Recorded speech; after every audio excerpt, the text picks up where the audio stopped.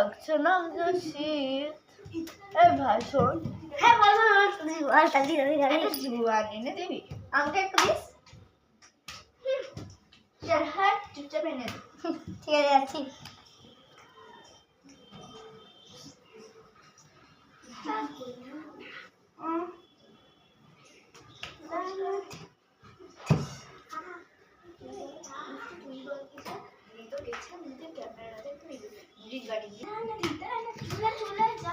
আরে দিদি টাকাটা তো দিলাই না। ও তাড়াতাড়ি দাও।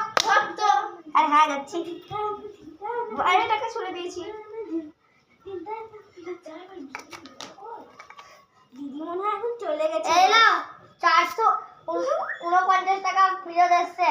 8 টাকা ঢল ছিল 500 টাকা ধরে দিয়েছ। দে দে ঠিক আছে যা তো। তুই বল আমার রিল বানানোটাও হলো। আমার রিল বানানোটা হলো না। এই যা তো ওখান থেকে। ঠিক আছে বাবা ঘন্টা ঘরে রাখে যেন কেউ না হাত দেয়।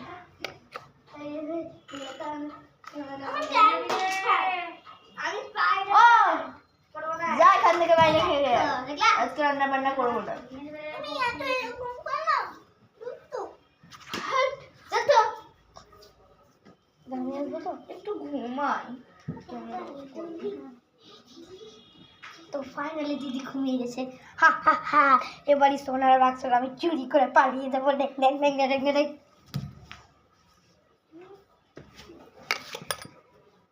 1 ঘন্টা পর এ বাবা জুয়ানটা কোথায় গেল? মনে হয় দাদাই ঠিক নিয়েছে। দিদি কি হয়েছে রে? আর দাদা জুয়ান নিয়ে চলে গেছে। তো বড় সম্পদ জুয়ান নেবো জুয়ান। ওই ওই দিদি চুরি চুরি চুরি আমি সোনার বাপ। আরে জুয়ান জুয়ান জুয়ান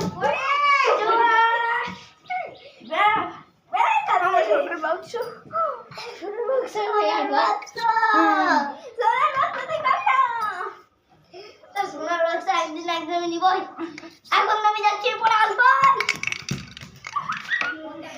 ও নাকি আমার সোনার বাক্স নেবে। কাজ লাগিয়ে তো চল বোন আমরা দুজন মিলে সোনার বাক্স খাই। বন্ধ করতে হবে।